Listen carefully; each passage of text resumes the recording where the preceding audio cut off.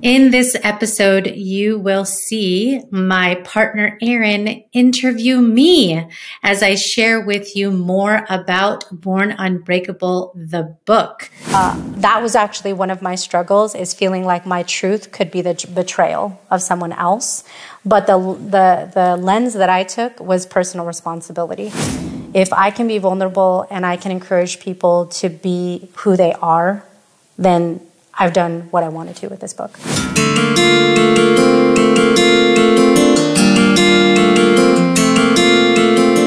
I'm Coach Dez, mindset motivator and lifestyle entrepreneur.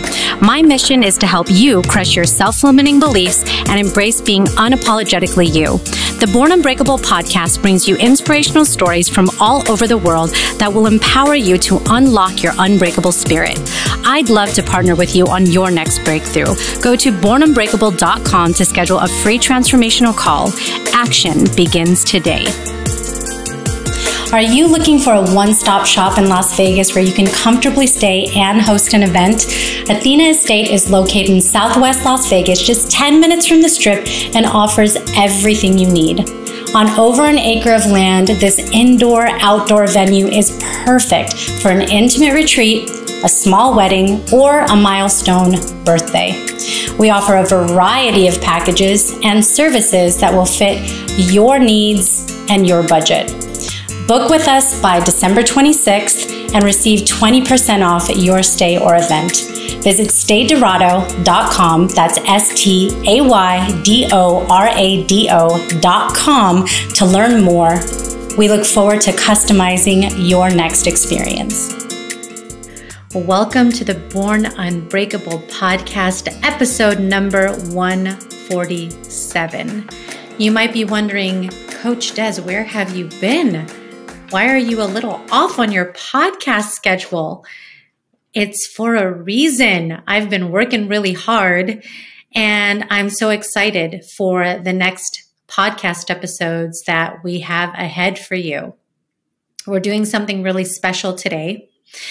In this episode, you will see my partner, Erin, interview me as I share with you more about Born Unbreakable, the book that will be coming soon.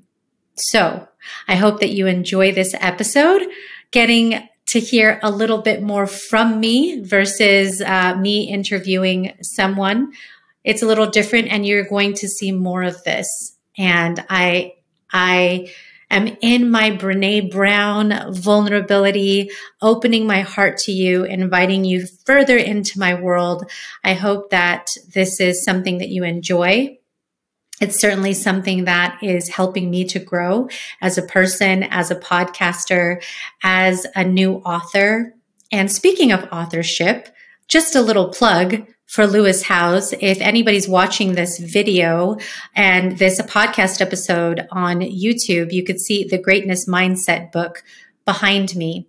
I actually have 100 copies that I bought when I was at Lewis's Summit of Greatness this past fall, and very excited to be able to spend one-on-one time with him in April with a bunch of other amazingly awesome, open-minded, entrepreneur-oriented, driven, ambitious people. So I will tell you more about that when that happens. But if you haven't picked up the book, go check it out. And if you are really paying close attention to this episode, if you are the first person to drop me a DM at Born Unbreakable on Instagram, I will send you a copy of his book for free. So if you're the first one, hit me up, Born Unbreakable on Instagram, and you will get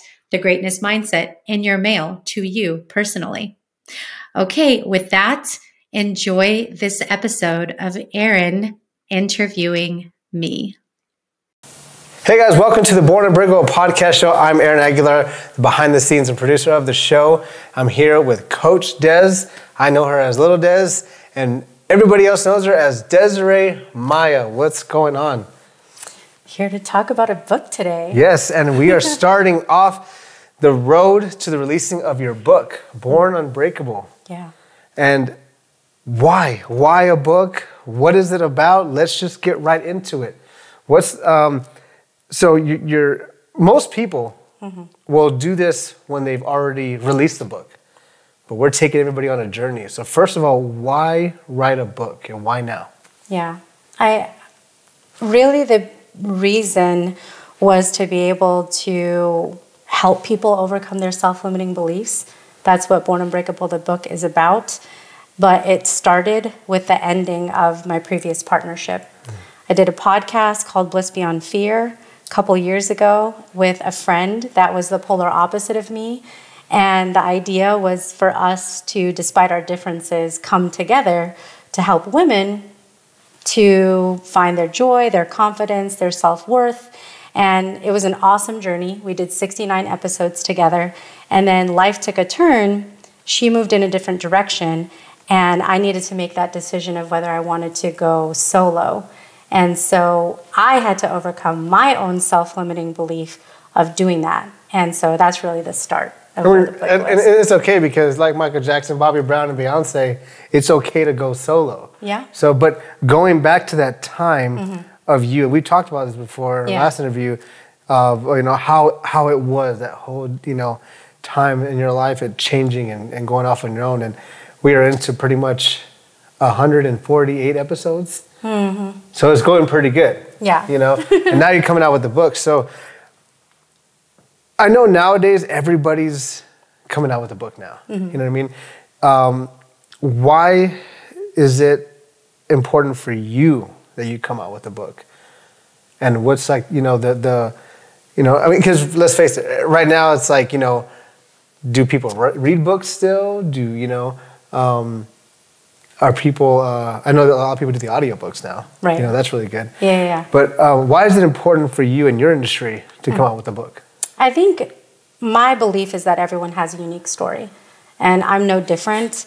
I had that fear initially, and my writing coach said this would happen, was where all these stories have been told in the past. Like in my industry, there's the Tony Robbins, the Lewis Howes, the Ed Miletts, and all of these great coaches that have profound stories. But I think every person's story is different.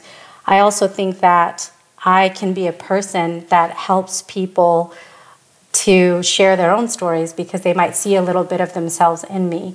Being a minority, being Asian, being a woman, being somebody who has some beliefs that are a little bit different than what I would say is the norm in our society, I think can be encouraging to others. So that's an important platform to stand on. And we're also in a time that's unique too. Maybe somebody had similar things to say 10, 20, 50 years ago, but we're in a different time. I want to be able to tell that story for this time, and I want to be able to leave a legacy for my nieces, the people that I influence, and for people that will come along in the future. Is there somebody that comes to mind of an author that has impacted you? Oh man, so many authors.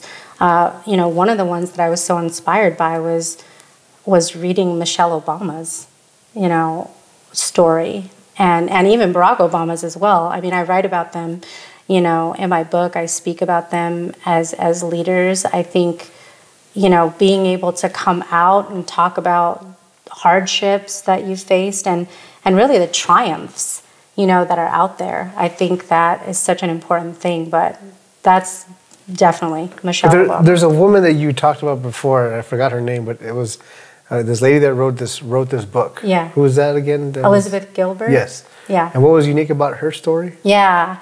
So Elizabeth Gilbert, the book that I was given when I went through my first divorce, I was 25 years old. I was so embarrassed to tell this leader at my firm that I was going through a divorce because I was worried about being judged. Another self-limiting belief. She sent me that book in the mail called Eat, Pray, Love. It came out in 2007, right before, the year before I got divorced. And it was about a woman who just was and it's a true story, was fed up in her life, was in her 30s, had a lot of success, but was unhappy in her marriage and ended it. I think to the chagrin of many people, Yeah. but then went on a voyage, went to Italy, went to India, went to Indonesia, and just found herself. And I thought that was really cool. It inspired me a lot. And the reason why I ask you that is because, you know, nowadays it seems like anybody can write a book. You know what I mean? And you have people that will just hire a ghostwriter, people that actually, you know, read a book. I mean, people that are relevant, people who are just celebrities. You know, there's a tell-all book. Everybody wants to come out with a book. So sometimes it gets kind of saturated. So when somebody writes a book who actually impacts somebody's life, you know, I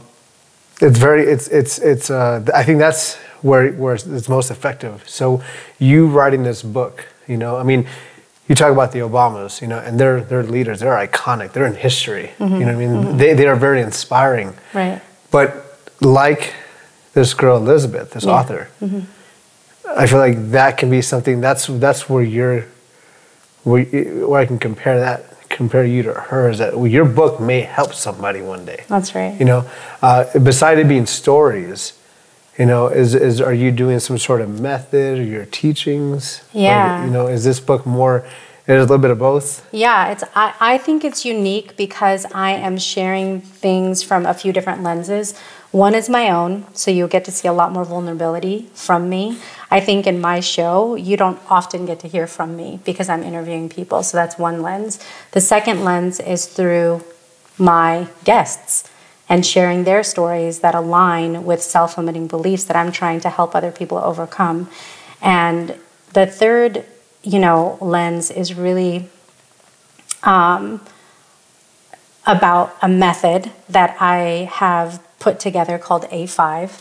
And it's really a methodology of how you break down a self-limiting belief. So I'm not going to go over the whole thing today, but just in short form, the A's stand for, first you have to assess, analyze, adjust, act, and align. And the whole book covers each of those steps in great detail. And just like everything, music, art, you know, books, there's a certain demographic. Who is this book for? You know, the interesting thing, it's a really good question, is there's room for everyone in here, because I believe that we all struggle with self-limiting beliefs. Whether you're a teenager that's trying to figure out your identity right now, whether you're someone that's discovering their sexuality, you know, or, you know, maybe you're at a pivot point in your life where you've done something for a long time career-wise and you want to make a change, or you're looking to make a shift in a relationship. We all get to certain points where there's some limitation that usually stems from past trauma or a past experience or the judgments of others that will keep us from pursuing something different. So I think there's a little bit of something in here that everybody can gain from. You know, when you thought about writing a book, and I'm sure many people do, you know, what is that first step? I mean, because I know a lot of people, I'm pretty sure there's a lot of people who would love to sit down and write a book, you know. Yeah. But then you're going, okay, well, obviously I would love to do that, but what's that first step in writing a book? Yeah. There's a lot of ways to go about it. I knew that I wanted to go a fast route, and I knew that I wanted to do it in a way that was of quality. So I went to an expert. I decided to go directly to a writing coach, and it was actually per the recommendation of somebody who came on my show and had just finished working with her, because their book actually did come out. Her name is Tia Graham, and she wrote an amazing book on happiness, and she's the founder of Arrive at Happy. And having a coach has fast-tracked the process, I think, for me, because of the accountability. This isn't a ghostwriter, no, right? This no. isn't, because I know a lot of people think that, you know, Yeah. like, you know, did you just sit down and tell everybody about your life and they ghost you, which is A lot of people do that. Which There's I'm pretty sure, nothing wrong. yeah. A lot of people do that. And obviously, some of these celebrities are people that have just, they don't have the time, you know, but people want to hear from them. Absolutely, you know? yeah. But you actually sat down and wrote this whole book. Yeah, I actually submitted the manuscript today to the copywriter and to my writing coach. I had to go through first a whole editing process. So when you go through a program, I went through LA writing coach. Ashley Mansour is my coach, who's phenomenal. Highly, highly recommend her. Shout out to Ashley. Shout out to Ashley.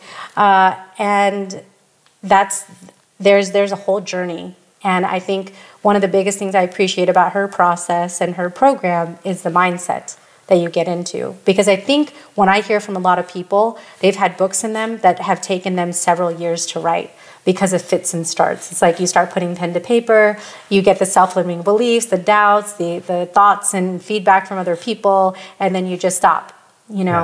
Ghostwriters, I think, are very interesting and intriguing.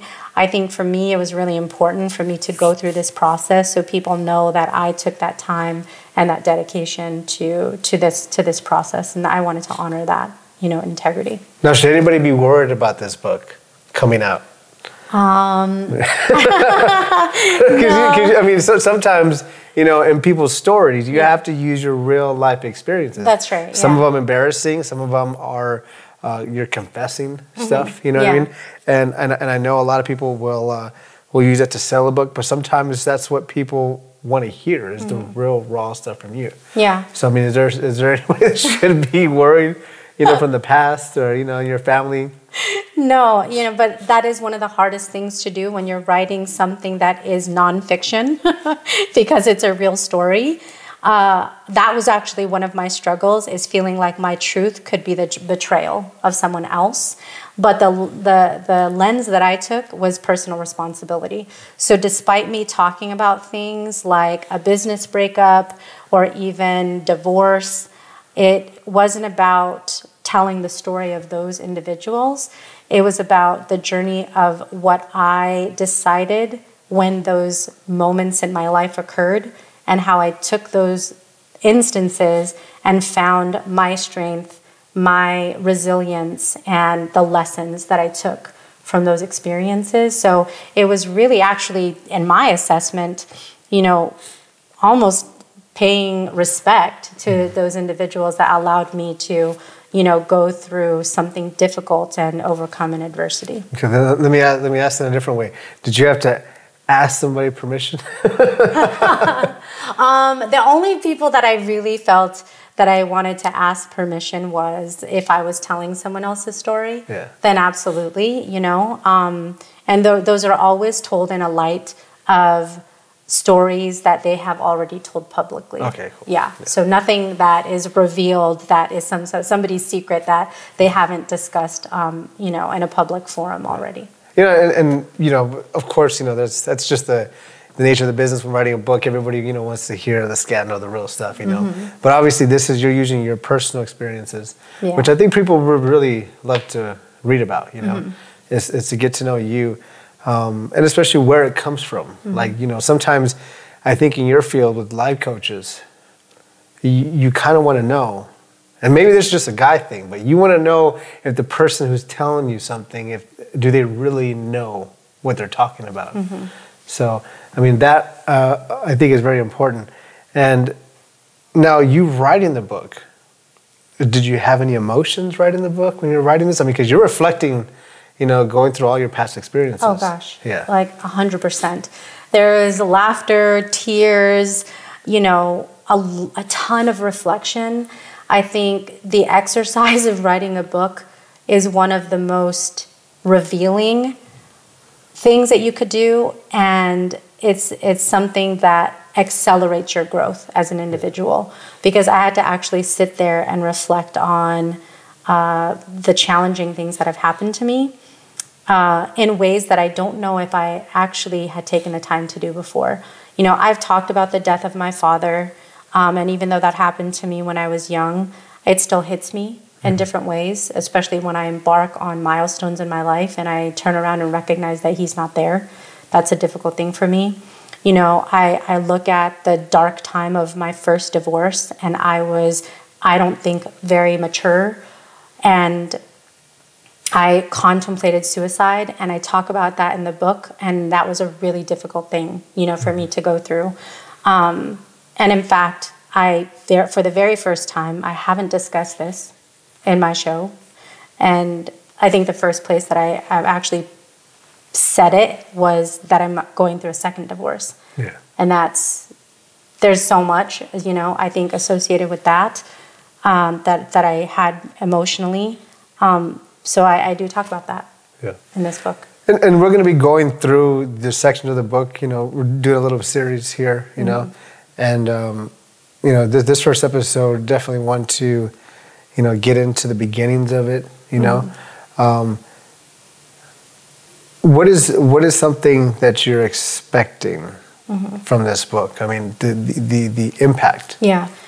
One of the biggest things is vulnerability, because I know that if I can put myself out there and share with people things that are scary, it's an encouragement for people to do so. So, for example, I think mental health is one element where I do talk about going to therapy, the kinds of things I discussed in therapy. And I think that's shunned sometimes, is asking for help when you need it. And social media today, I talk about this too, it's about keeping up with the Joneses, looking good, getting likes, getting, all the different things that people look at. It's a big game of comparison. How do you show up compared to this person or that person who's acquiring this? And it's almost like a double-edged sword. And so I want people to be vulnerable, but I think the most important message that I have is the message that people all know from my podcast, which is to be unapologetically you, which is to accept your truth. And I promise that if you do, the right people will rally around you. There have been things that I've revealed about myself only recently, and I wasn't sure what was going to happen. And believing in non-monogamy was one of them. Yeah. I also talk about in there, and I think that will gain a lot of criticism. Yeah. Because that is not something that is widely accepted in our society. And so did I really need to put that in there? It's who I am. So I did, So there's things like that if I can be vulnerable and I can encourage people to be who they are, then I've done what I wanted to with this book. And now, we've talked about this before. You meet a lot of people in different settings, in different social settings, and even in professional settings. You always say that you'll start a conversation with somebody and they will just open up to you. Mm-hmm. And I think the reason for that is because you're very easy to talk to. You have that non-judgmental kind of like vibe. So for these people that kind of just pour out to you, because I'm pretty sure, and this has happened a couple of times, we've talked about this, where you'll start a conversation with somebody and then all of a sudden 2-3 hours later go by, and they're just pouring out their heart to you, you know what I mean? Mm-hmm. And I mean, and for you, it's like you can't really be, it feels good to help somebody, yeah. You know what I mean, in that present moment. But I think writing this book can kind of, give everybody that advice. Do you feel like every time you talk to somebody, does this kind of seem to be the same thing that you're telling people? Yeah. Oh, absolutely. I mean, it's creating psychological safety. Mm-hmm. I think that many people today do not feel like they have a safe space. There's a little piece of them that they withhold because it's not widely accepted. Like I said, whether it's your sexuality, something about your culture, or, you were raised in a way that systematically had certain beliefs and ties associated with it, and you deviated, from your family norm or your circle of friends that you kind of started with and all of a sudden started to think something different. And anytime you feel like different, an outcast on the outskirts, like you color outside the lines, and the people that you can associate with all of a sudden become smaller, it's more difficult for you to find that circle of trust. And so you walk around with a mask on to appease other people. And I don't ever want anyone to feel like they have to be anyone other than the true essence of who they are. And that's why I listen. And that's, my hope is that people can feel, at least as whether they're listening to my book or reading it, that for that moment in time, they have that safe space. You coach people at work. You coach friends and family that you come into contact with. There's even other people that may reach out to you, But writing this book, and once this goes out there, you know what I mean? Is there something that people can do to, once they read your book, maybe get closer to you, to maybe kind of discuss, because I know there's so much, a book can kind of give your basic foundation of what you're putting out there. But can we expect maybe something that people can either have either like a group or one-on-one setting? We thinking about massive masterminds that may come out in the future. I mean, is that something people can look forward to? Yeah. Because I feel like once people read this book, it's like, okay, well, I maybe some people want to go further. Because I know you had the Boss Babe program. Yeah, I did. That helped out. I mean, and that was for more of like the younger women. Right. And sometimes there are people that maybe have this. They might have this, epiphany or something where they need to get their life together. and sometimes it happens at 20. Sometimes it happens at 40. Sometimes it happens at 60. Yeah. So I mean, do you? Is there something that people can go to maybe get more, Yeah. of I guess an interaction with you to help them? Absolutely. One way is through one-on-one coaching. I do talk about that in my podcast. I do offer that. My spots are very limited, so that is one way. But I actually am coming out with a new way. Yeah. I'm going to be coming out with retreats. Yes. And so there's actually 4 retreats that I've designed, actually with the help of my writing coach, who's been so supportive of me branching out with my brand of Born Unbreakable. And the first retreat will be this year. In a couple of months, after the logistics are nailed down, I'll be able to announce that. But I can tell you that the title of it is Limitless. Yes. There will be 10 spots available, so still very intimate setting. And I do hope to create something that can, touch more people, probably, through more of like learning courses and things that people can buy in a digital format that's affordable. But I do want to create that intimacy doing retreats coming soon. Do you feel like it's better for some people to be in a group setting, or is it more better to be one-on-one? I think it's different, depending on what people need. The value, I think, of intimate groups is not just getting the support on advancing and accelerating your goals and being held accountable from a coach like me, but it's the beauty of connection, networking, and friendship and community of like-minded people that all of a sudden become friends too. So now you have an extended circle. And I'm one of those people that say that you are a product of the people that you spend the most time with, and why not be surrounded with people that are elevated like you? In movies, comedy, music, everybody has a cadence or a style. In comedy, you have, the way people tell a joke. In movies, the way people direct them, the style. In writing a book, is there a couple of authors that you maybe grew inspiration from? Because, some people will, as they're looking towards doing a piece of work, you're going to kind of derive a little bit of style.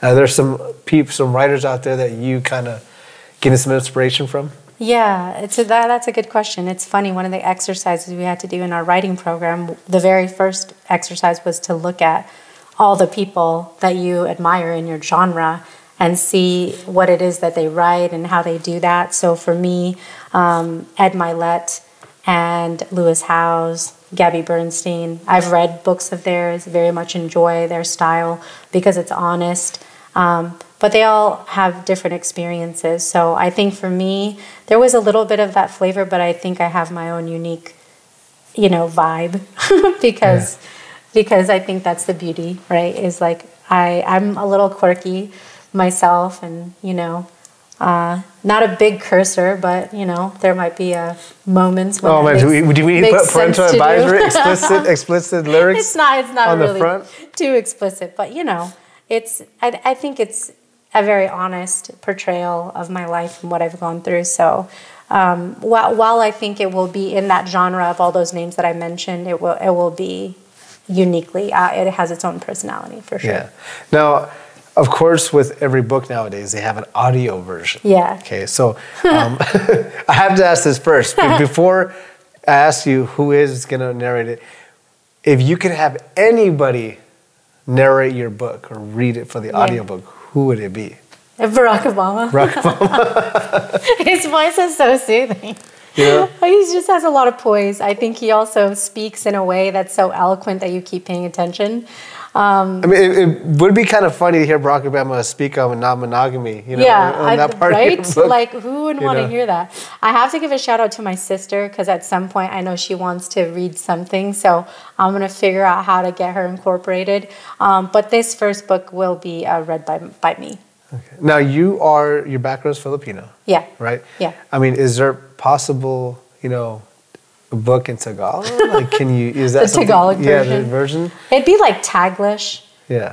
My Tagalog isn't what my grandmother would probably want it to be. Yeah. She would have made me practice with her more if she was alive. But yeah, maybe there could be some bonus features where there's some good sayings or something in Tagalog. Speaking of bonus features, now I know you talked about when we were discussing this, kind of giving some things that people can maybe download, or certain things that they can get while they're reading the book. Yeah. Is that something that and how much of that is it? Just are you doing like a little bit, or Yeah, I would like to, with the audio version, have a downloadable, sheet, because I do think that as adult learners, you want some of that hands-on visibility. So, yes, I will be including that. And then on my website, you can also already find at bornunbreakable.com the placeholder for where you'll be able to buy my book. And so there'll be some extra features that we add there too. Perfect. So we're going to be doing more of these. We're going to be we're going to dive into more of what the book is and the sections of it as we go along. Do we have a date? Yeah, the goal right now, we're in the early stages, like you just mentioned. This is a little different. We're sharing more about the process, not just like the final product, which most people do, is they just come out and say like, buy my book, it's so amazing. So it's in the copywriting process right now. So the goal, after we find which publisher we want to land with, will be next year. Perfect. Yeah. Perfect. So there's going to be more to come. Yeah. So stay tuned. More episodes on this, the road to the releasing of Born Unbreakable. I'm here with Coach Dez, Desiree Maya, Little Dez. I'm Aaron Aguilar, and see you guys on the next episode of the Born Unbreakable podcast show. How was that interview with me in the hot seat, getting interviewed by Aaron? What a fun time. And as I mentioned, we will be doing more of that, and we will delve into the actual content of the book. You might be asking yourself now, what exactly are you talking about in that book about self-limiting beliefs? You know now that there are stories from myself and from others who have come on the show, but there are some other claims that I make about how to overcome your self-limiting beliefs.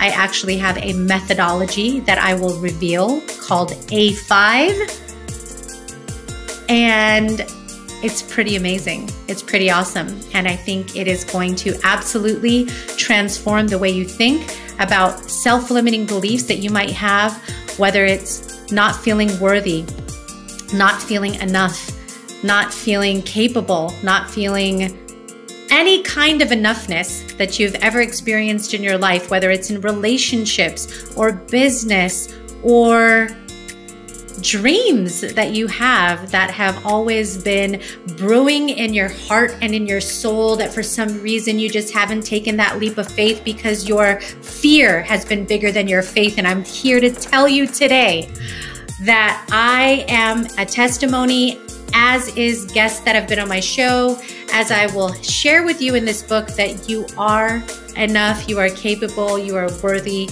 And I hope that with the content that I'm continuing to put out there, you will see just that. So give me your feedback. If you enjoyed this episode and you want more like it, give us a rate and review. Go to Apple Podcasts. That is the place that is the most useful for us to get your feedback. So go to Born Unbreakable, follow, subscribe, and then hit the star ratings. Give us that review. It will only take about 30 seconds of your time. And also do me a favor, share this episode with someone who needs to learn about this book that I'm writing. And also, I just want to thank you.